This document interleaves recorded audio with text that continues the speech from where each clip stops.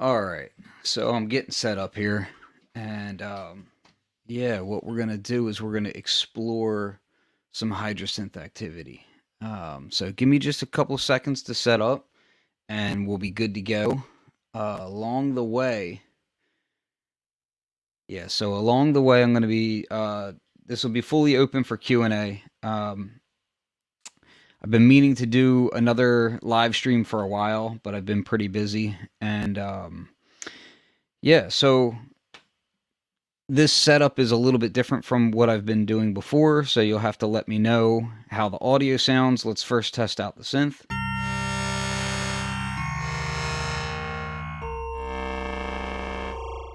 We'll try a pretty basic patch here. We'll go back here.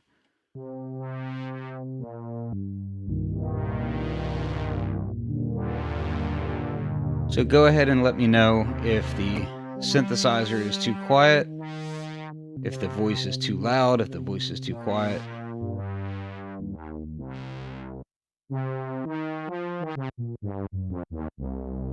So shout out to everybody in the Hydrasynth Facebook group. If you're not a member, I suggest you join.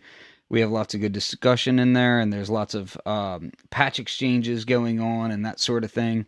So yeah, everybody's welcome in there, and we can kind of get into that. There was recently another question. The question seems to come up very often about making analog patches with the Hydrasynth. I don't want to make this all about that because I feel like that's kind of been beaten to death, and there's a ton of examples of making analog style sounds with the Hydrasynth. But I will just say, like, you know, for instance, this up above here, I have the Prophet 5 Rev 4.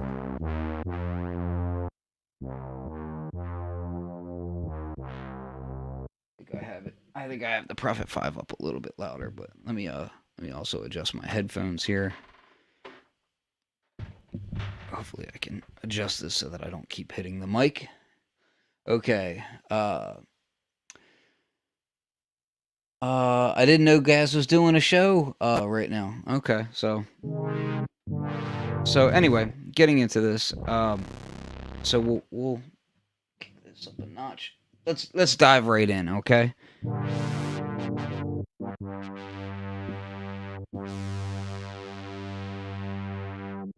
There we go.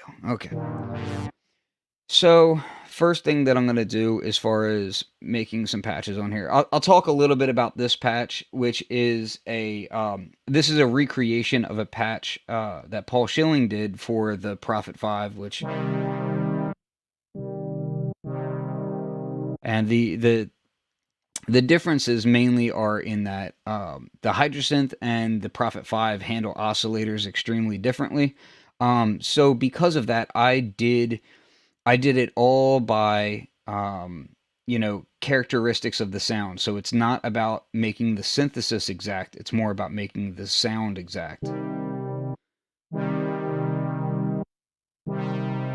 Also, I added a little bit more to the Hydrasynth patch by it's fully polyphonic aftertouch, which technically the Prophet 5 is also. When you turn on the aftertouch on the Prophet 5, and you control it from a Hydrasynth, you can make the Prophet 5 polyphonic aftertouch capable, which is really cool. So with this, the key factor in it really was how the movement of the oscillators sound.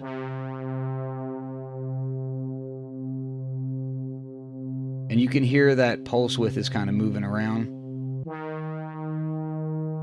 So it sounds like it's oscillator drift, but it's not. It's really pulse width. And it's using all square waves. Now, on the Hydrasynth patch,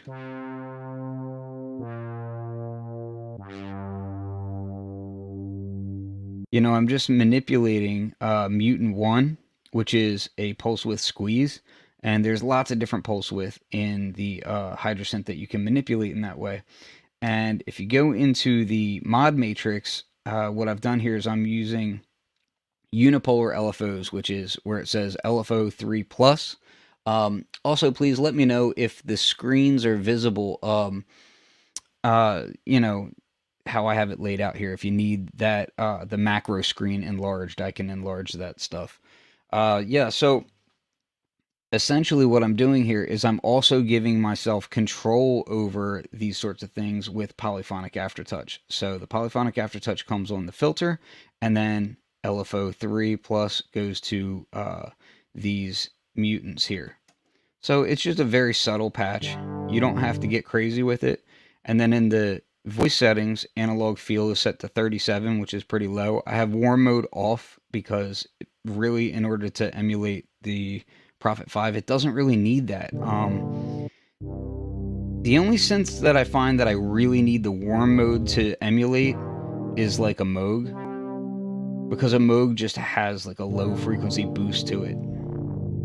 Now if I turn that on,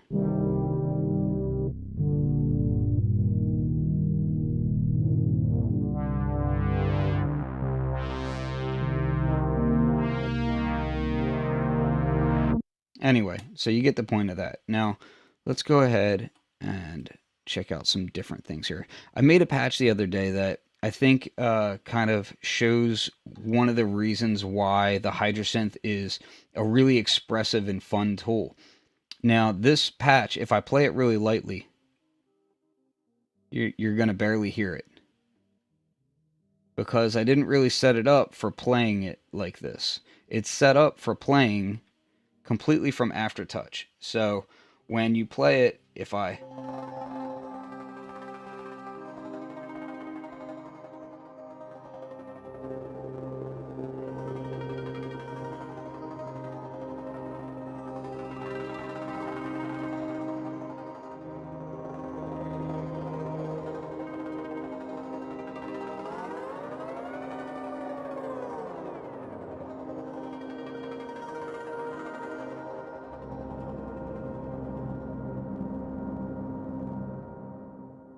So everything is controlled from aftertouch. The velocity of this patch, the amplitude of this patch is completely controlled from aftertouch, as opposed to just, I can, if I play it fast, nothing happens. Right? So this allows you to completely control your attack. Now, if I play it, I can still get a fairly quick attack there. Definitely still in the pad territory, but you get the point. And of course, if I kind of massage it in slowly, I can decide which of these you're going to hear first. Like, let's say I want this guy, or say I want this guy, or down here.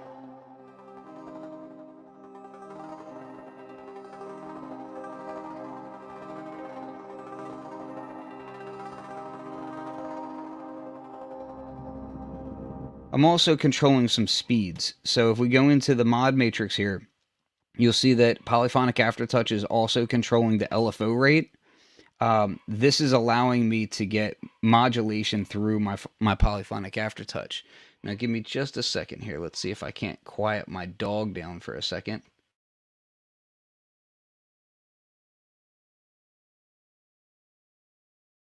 Okay, let's try and quiet those dogs down, but I don't know if that's actually going to work. I think my wife might be coming home. So, yeah, we have the ability to increase that LFO rate, and I'm also doing things like bringing in reverb, increasing the time of the reverb, and also controlling wave scan. So the wave scan is just from one oscillator. So if I go to the oscillator, you'll see it'll start out as a triangle here. Really, it's like a triangle saw, and then it'll morph out into a saw, then it morphs into a square, and then we get into some more unique shapes. And I'm not even using all of the wave scan there. I'm only using, I believe, half of it. We can go in and check the edit. Yeah, so I'm using five waveforms, and that will allow me to really change the timbre.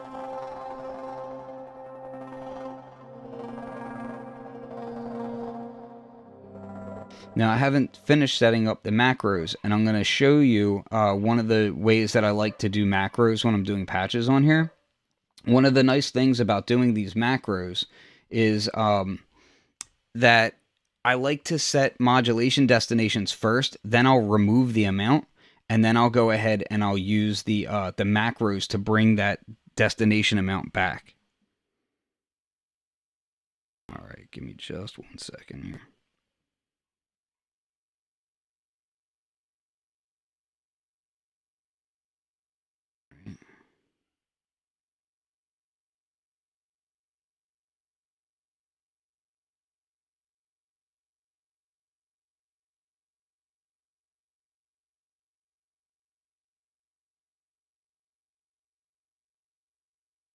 Okay, so what we'll do is we can go into the mod matrix. Sorry about that delay.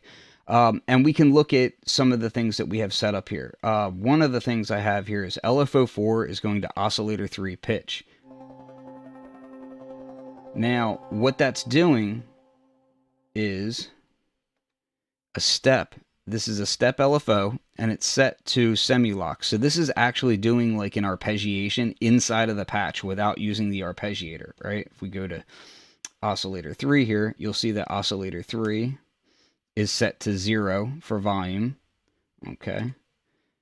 And what we're going to do is we can actually turn that on and off. So if I set this to 0,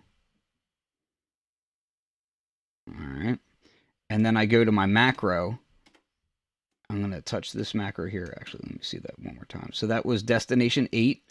Okay. So macro 2 is going to be mod matrix depth 8. And then the button value, I'm turning to 128. I'm not going to change the knob at all, because if I were to set this to say like 64 or 48 or whatever, it's just going to sound wonky. It's not going to make any sense, okay? But if I hit the button, it's going to take it straight away to that semi-lock value, okay? So now we'll change this. We'll name it real quick. Let's just call this something like... we'll call it funk for now. It's not actually funk, but we'll call it funk for now. So now, if I play this, and I turn this on, in the background, I'll be getting these.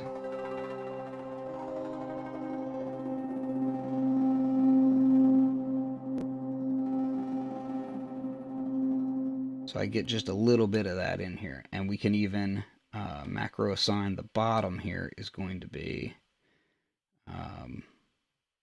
oh, you know what we can do? Let's just do this for a second.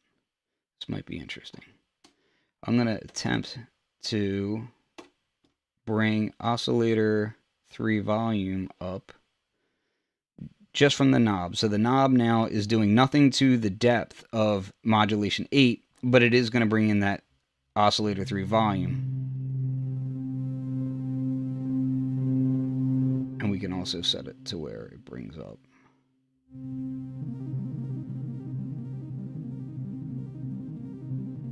So there we go. So now when we have this on,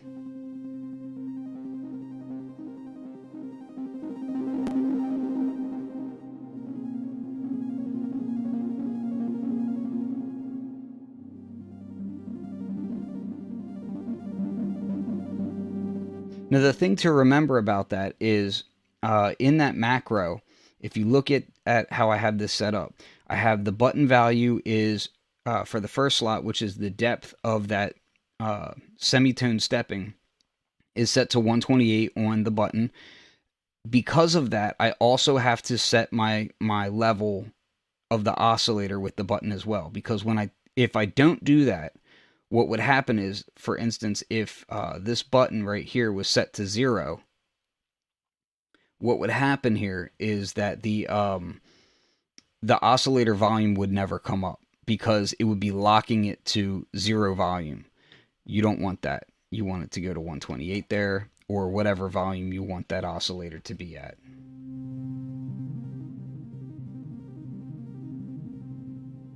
Okay, so now we can go back to our mod matrix, and I can look around and see what other destinations would be really nice. Now, I do have the polyphonic aftertouch set to the filter cutoff, and it's only set to 14.2 right here. Okay, so let's take this down a bit. This is going to go down a bit to 0 for now, and this is our mod slot is 10, so macro assign.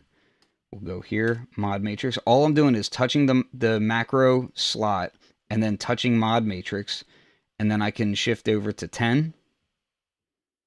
And on the knob, I'm going to allow this to go to 30, but on the button, I'm going to take it to that 14.2. Okay, and what that's doing is basically, that is allowing me to set up essentially a preset there. So I can touch the button and it's exactly where it was on the preset, but the knob allows me to go further than that if I want to be more extreme with my patch than what I had initially intended. So we'll call this cutoff, and then I'll edit this. So I use the names here, the list name, to go to cutoff, and then I went to custom name, tap over here again, and then I'll do A T. So I know that it's controlled by aftertouch. Cutoff, aftertouch. Hit exit, and there it is right here. So now, so this is, that's how it was on the patch, and then if I turn that button off and turn it up here, I can go even further.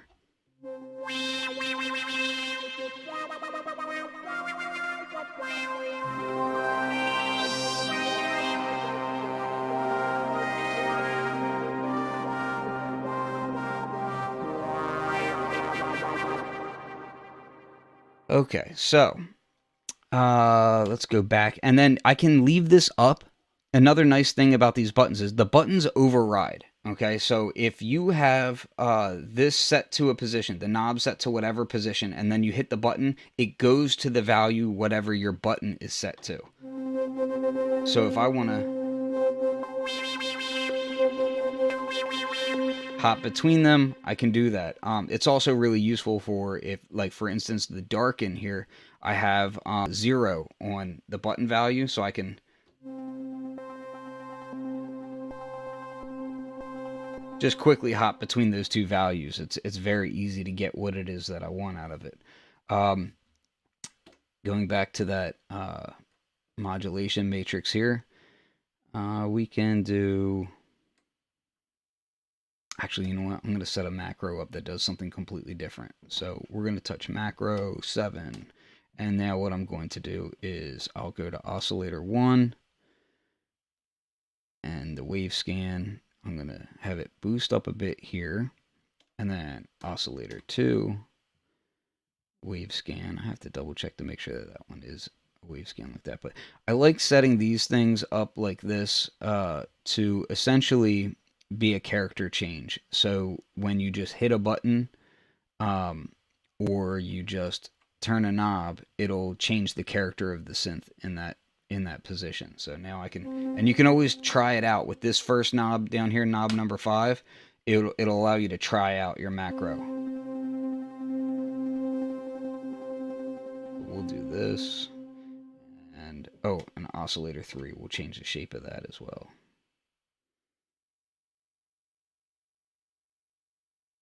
Bring that up here. And I'm just kind of going to an arbitrary number there.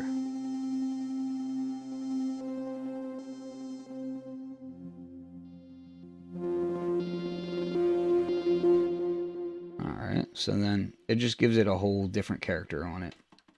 And I'll name it really quickly.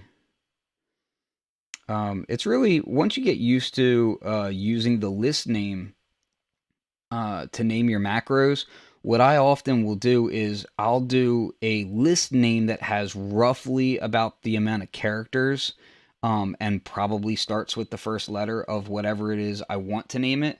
And that's just like a shortcut to get closer to what you want to name your patch or your macro quicker. So like I went to noise. Yeah, and I'm just going to kind of shorten this word up. Not going to be quite accurate, but hey, why not? So, I know what it's saying. It's nasal. So, I also don't worry too much about spelling when you're doing this stuff because I like to shorten things down, and even if it's by a character.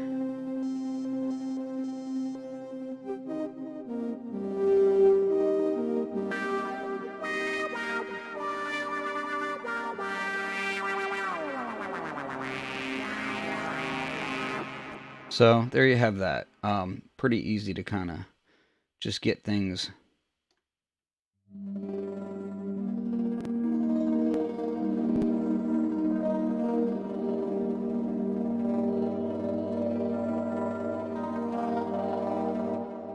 And then double tap to save it. And I've already named it, so I'm good to go. All right. Let me read the comments here. So yeah, knob 5 is your macro like test bed basically. The button and the knob both function as the macro that you're setting up.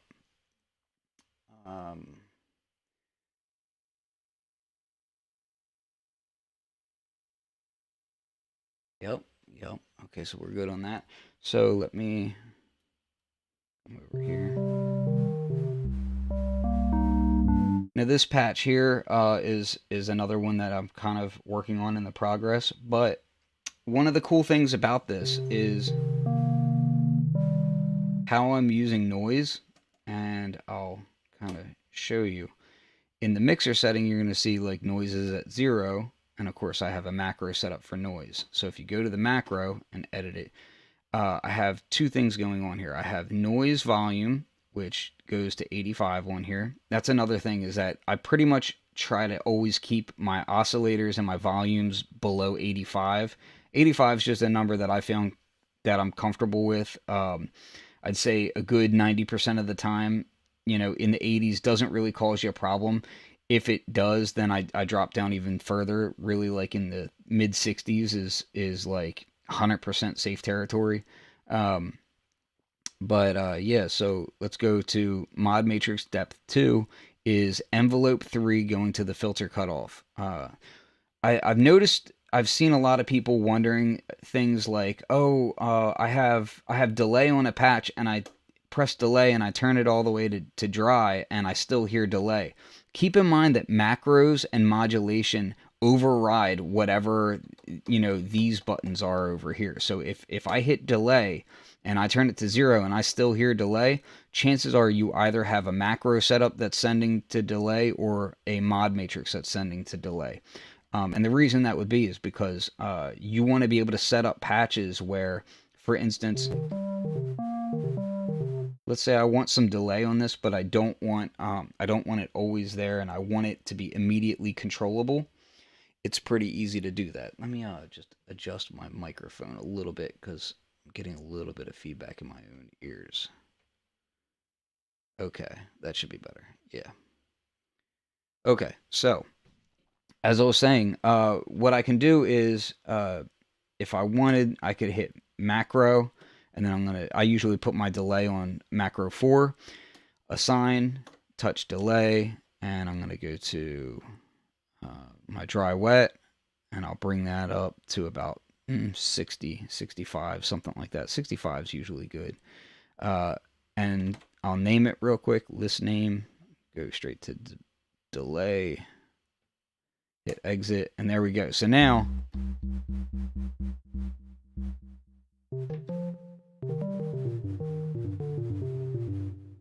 I have delay, okay? And now I'm going to adjust the delay to sound a little bit more like what I'm after, which is going to be a little bit slightly longer delay and a little bit more feedback.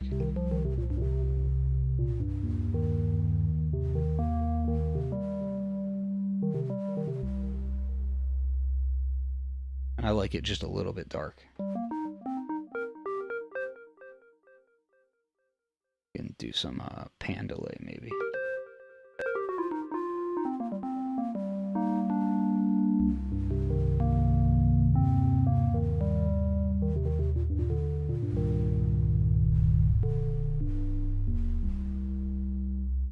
All right, so now we're gonna use, let's see what we have here. Polyphonic Aftertouch again is going to filter. I usually only set that like 12 to 15, somewhere around there. Like if you do modulations from the Polyphonic Aftertouch and you make them too large, it becomes a little bit unwieldy, just because it is very sensitive. For instance, I have Polyphonic Aftertouch to all oscillators pitch at 0.5, and that just gives me a little bit of like that kind of string bend effect. Not a lot, just a little bit. And if I turn that up, let's say I take it up to 10, which is still a pretty low number.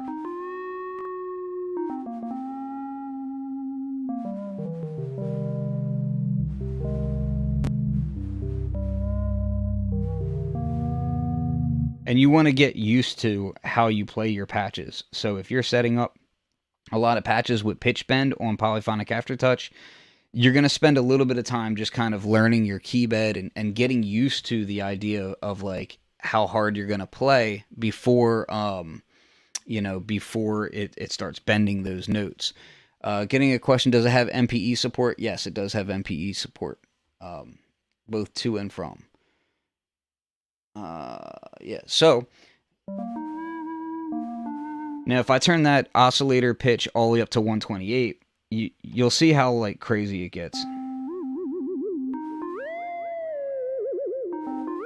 Which can be fun, especially for mono patches, but when you're playing a chord,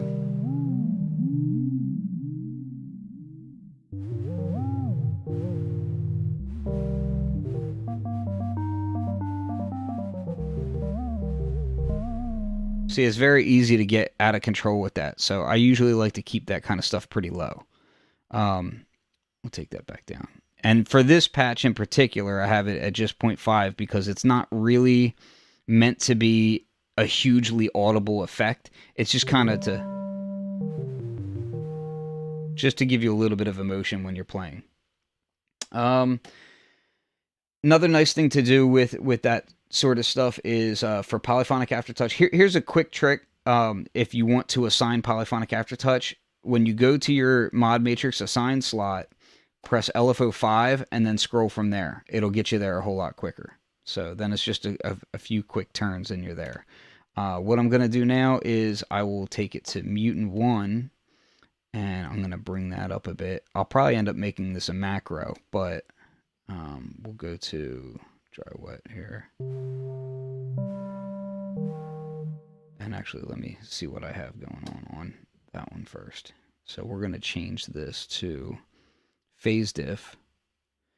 Phase diff is an interesting one. So what I'll actually do is I'll turn the dry wet up to 100 on that, and the Polyphonic Aftertouch is going to modulate the depth. The reason I do it this way is because phase diff, you really only hear it when it's modulating. Like you might hear a little bit when you have it stagnant, but for the most part, when it's modulating is really when you get the most out of this one. So we'll go here to depth.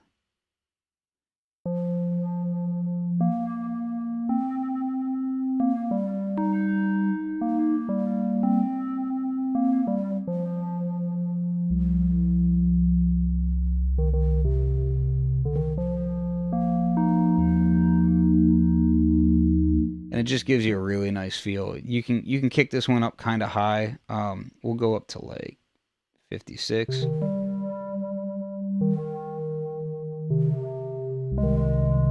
And it's almost like a psychoacoustic kind of feel that you get from the phase diff when you modulate it with a aftertouch like that.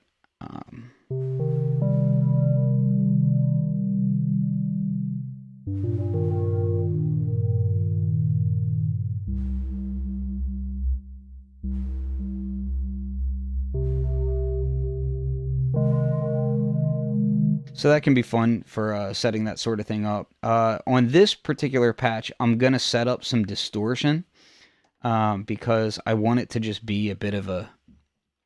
I want it to have the ability to get dirty is basically what I'm saying here. And actually, you know what? We'll put that on a pre-effect because I think post-distortion is where I might do some rotary.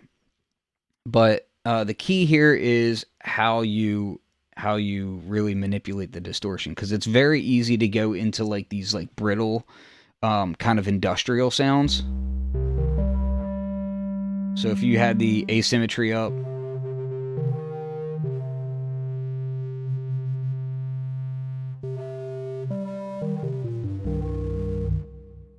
but I'm going to keep that low. So asymmetry is going to stay very low. Tone is going to be just a little bit negative. We'll go around like negative 18, and then drive is going to be like in the 60s, I think. And then I'll bring the dry wet all the way up for now, just so I can hear it.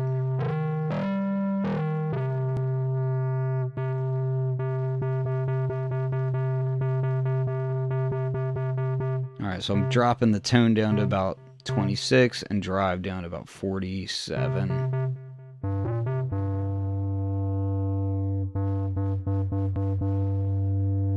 And curve down to 60 as well. Now, that dry wet's going to come back to 0. I'm going to put that on a macro. Okay, so macro for here, destination is going to be, yeah, pre-effects, dry wet, bring that up to 100. And we'll leave the button at 0 for now, just so that you can kill the distortion if you want to quickly. So you have a quick, clean button if you want. You can also do the inverse of that. You can have it be the button kicks on your distortion, kicks it on and off. And you just have it on a button like that, like you would a stomp box. So either way is fine. And then of course we want to name it. Don't get lazy and not name your macros. Name your macros. It's not that hard. List name, just turn that to distort, hit exit, good to go, right? So now, if I turn this up to about 50,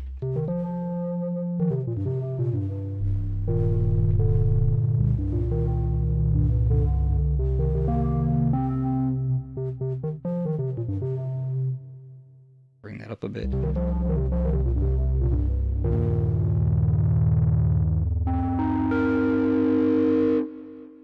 And it'll saturate out nicely. And then on post effects, yeah, I think I'm going to do that rotary.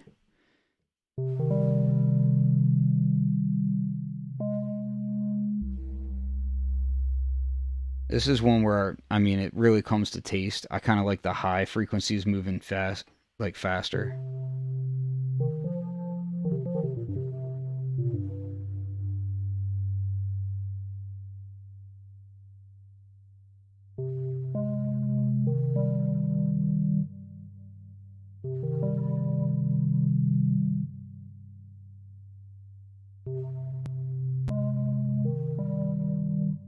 A little bit higher.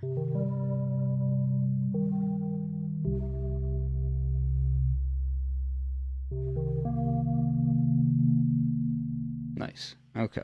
And then I'll take that dry wet down, macro assign, and I'll actually do that up here. Post effect, dry wet, that'll go to 100.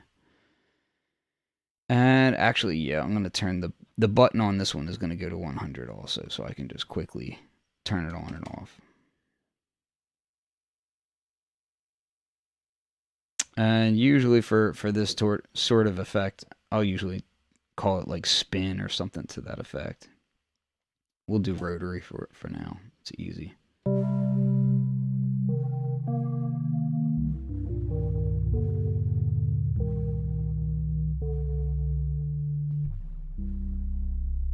Nice. Okay. All right. Now that we have that, let's go ahead and play with, see what we have here. So in this patch, I have the filters are running parallel, and the reason I'm doing that is, I believe, if I recall, I have filter 2 handling the noise. Let's take a quick look at this.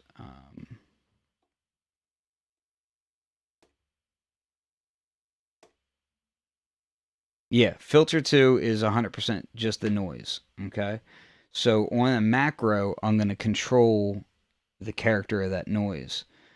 Macro, here, let's go to filter 2. And we'll make it a little bit interesting here. So I'm going to give it 50, and then filter 2. I'm also going to adjust the morph just a bit.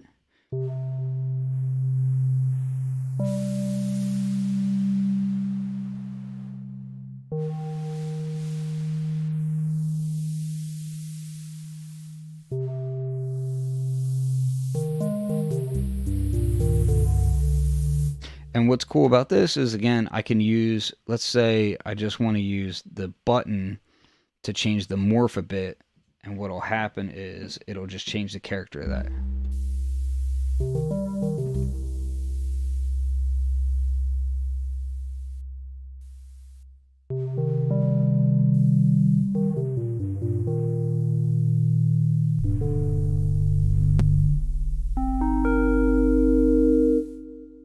Okay, we'll bring that down just a bit. And actually, we'll take the cut off.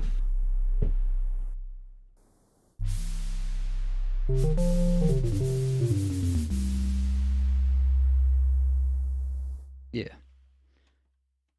We'll call that. What will we call that? That's going to be the bacon. All right, so that's the bacon right there. Could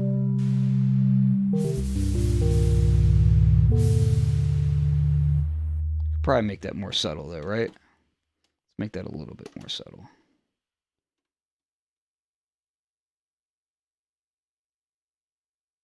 Take it about here. Cut off. About here. Yeah.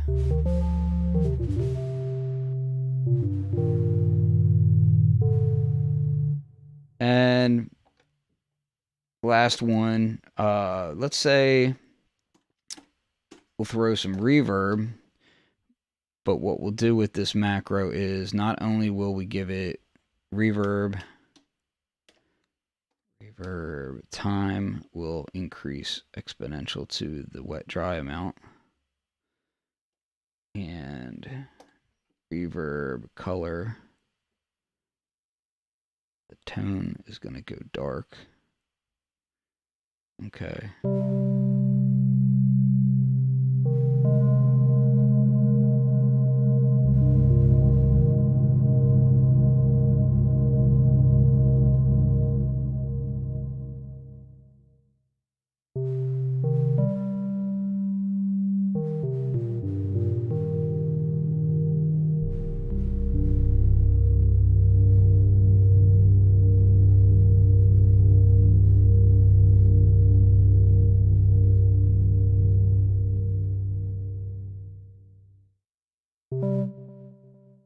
All right.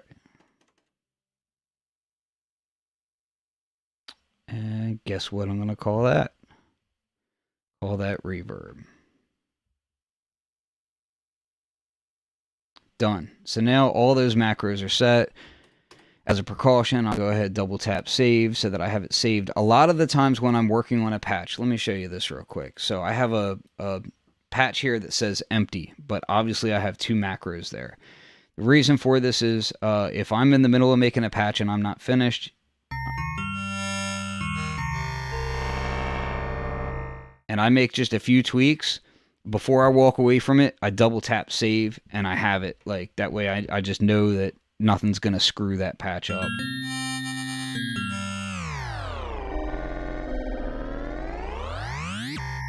So you can always come back to that stuff pretty quickly. Just super handy and easy way to not lose your work, which, you know, if you've worked on any synths and lost your work, it's really frustrating. Quick note about the system menu. When you're in your system menu, there's a mode in there called Safe Edit. And if you turn on Safe Edit and you make a change to a patch, like for instance, if I just change this oscillator up right now, hit exit, and then I go to change, it's going to say discard changes, yes or no. I'm going to hit yes because I don't want to keep that stuff, but it will prevent you from losing your patches. You know, definitely want to have that on, in my opinion. So I'll do one last thing before I hop off of here, and that way I can review this stream and make sure that everything was working the way that I would want it to. It sounds like someone's trying to break into my studio right now too. So what we'll do is just very quickly, I'm going to do a mono patch right quick. So let's do this. Okay, we're going to turn to mono. So polyphony is on mono, and actually, you know what? Let me just show you this real quick. The trick here is, let's say you want to make a mono patch, but you don't use mono, but you want it to make it really thick. This is a really cool trick. This will only work for the Hydrasynth keyboard, so be aware of that. Right now, it's just a basic initialized patch. If you hold down chord, I'm going to press a low C, C, C. I'm just going up the octave Cs, and then I'll do a fifth up and a fifth down. And again, the way I did that is you hold down the chord button and you press the notes that you want. It will stack all of those notes into a chord. But if you want it to be, a mono patch that you're playing, you can treat it as such, and it's basically like stacking your oscillators in that way. Now, that's only one oscillator that I'm using here. Let's turn that oscillator down. We're going to take it down again to like 75. And now I'm going to add in my second oscillator. Take that to about 75. And we'll pitch this one. We'll say up an octave. And then detune it by about 14 cents. And then we'll add in our third oscillator, which is tuned down an octave.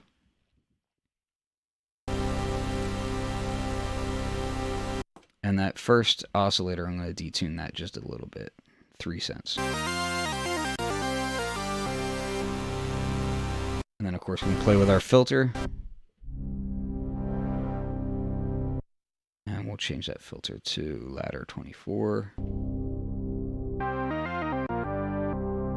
And it's just very easy to get these really beefy kind of mono sounds. So it's technically, this is like a unison stack, but you're telling it which, how you want to use those voices, what transposition each voice is at.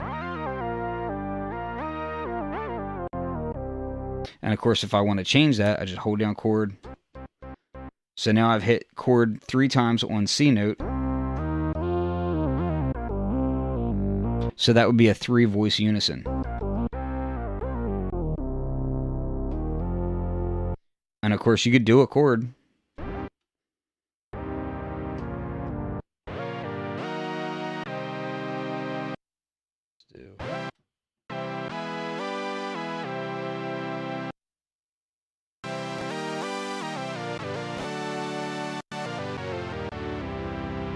And you could do weird stuff like...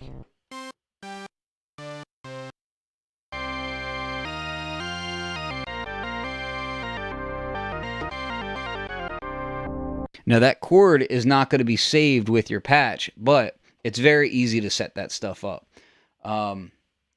Loading last preset on startup. Technically, yes. So the way you would do that is you just save your system state.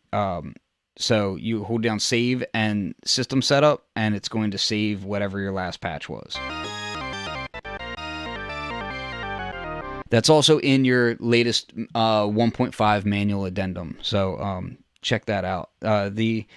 Each time a firmware update comes out, make sure you read the addendum, because there's usually lots of like little things like that that are changed and improved upon, that you can, that you'll be happy about. So like, let's take this filter for instance. Oh, I'll tell you another. This is like a super nerdy secret about how the Hydrasynth works. Okay, so in the filter, you can adjust the filter with these filter controls, right? These are basically performance knobs, right? And they're pots. They have a finite throw with them. Okay, so just like your favorite analog synths and all that goodness, right? But here's the thing about that. Because it's a finite throw like that, and it's essentially an analog control right there. The resolution is a specific resolution in order to fit it in that throw. If you want to be really like nitpicky about how you're doing things, you would actually use the master control section, because you can actually get slightly finer control over the cutoff from the master control, because these are more for performance controls. They don't really... You know, it's still really smooth. Super smooth, but if you go from here, you can be just even more precise. So just something to be aware of when you're using this stuff. If you're trying to get really precise and really know the synth really well, that's just a little secret about it. That the master control is like super high res actually. So let's change this up and we'll go to Steiner, the STN12.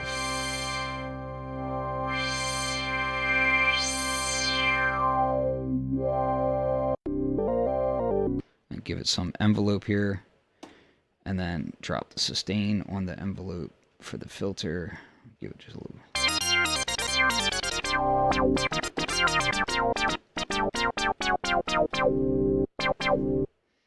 All right, and a little bit.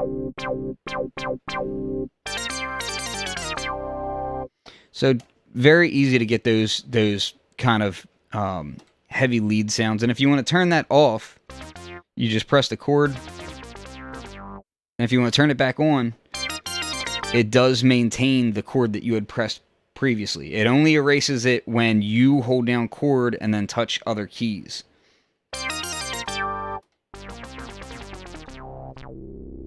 All right, so just a really easy way of doing that sort of thing. And Jaylene is speaking to my soul right there. Yeah, so beyond that, I would say tips about bass, because I see that come up an awful lot. Let me initialize this real quick. A few things that I personally feel about bass is more oscillators does not equal more bass, because of how phase works. I mean, honestly, you oftentimes to get a really thick bass, you don't need to do a lot. If you're dead set on wanting to use non-traditional waveforms for your bass, just be aware that waveforms inherently, dictate the harmonics that are going on there, right? So if you use a kind of thinner waveform, you're going to get a thinner sound. If you use a beefier waveform, you're going to get something beefier. Let me show you a good example of this real quick. So obviously saw waves are saw waves and sound fine. Pulse 1 is kind of a non-traditional waveform, and it's got a big beefy character to it. Obviously no filter there, and I can bring the filter in.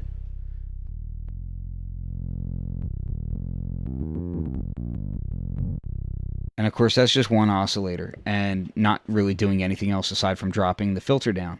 The other thing I would say is don't go crazy with resonance when you're doing bass patches. You don't really need that so much. A lot of the times less resonance equals more bass, depending on how you're kind of designing your sound out. Now if I bring in a second oscillator, let's say I bring in oscillator 2,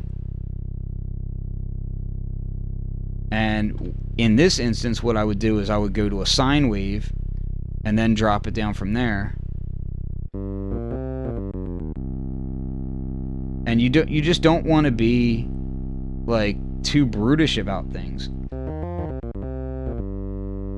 because if you have too much going on in it, it just kind of clutters up the bass frequencies, and it just doesn't sound good, at least in my opinion. And of course that's without warm mode on. If you turn warm mode on, you get a little bit more low end energy there.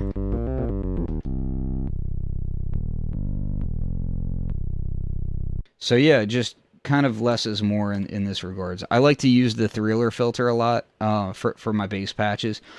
It is just a very bass friendly filter.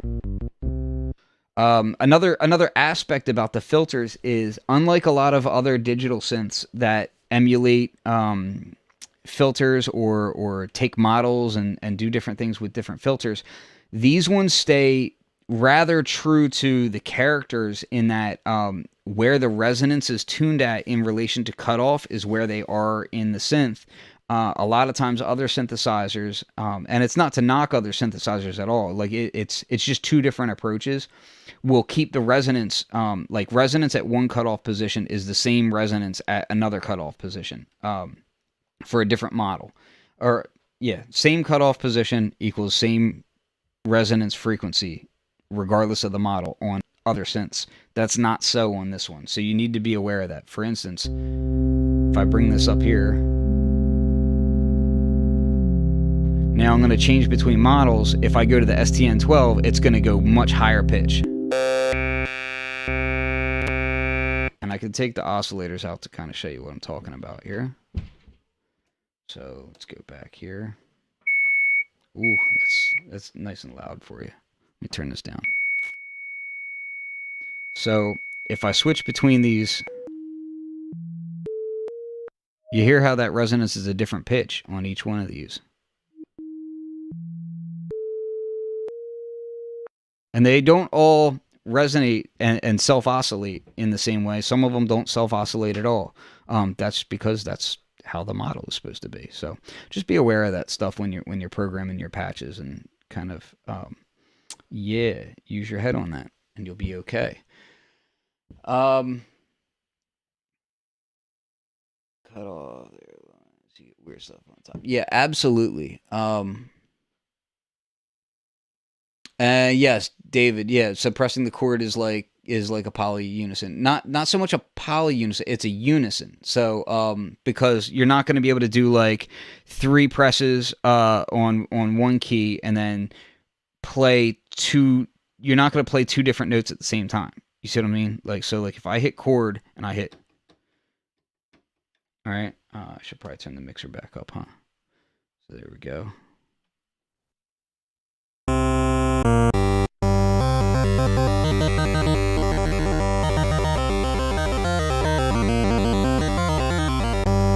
But if I hit like a chord, yeah, so just a heads up on that. All right, I'm going to call it a day because the wife is home and I need to see her. So yeah, if you guys have any questions, I'm going to be gearing up to do more live streams again. I haven't had the time to really do some live streams lately, and yeah, I'd like to start doing more of that stuff again. If you have questions for me, please feel free to ask, and join the ASM Hydrasynth Facebook group. Make sure you answer the questions in order to get into the group, or you won't be accepted. But if you answer it, you'll automatically be accepted in. So just do that. Hit the notification bell, and that way you won't miss any of these live streams. But I appreciate you guys watching.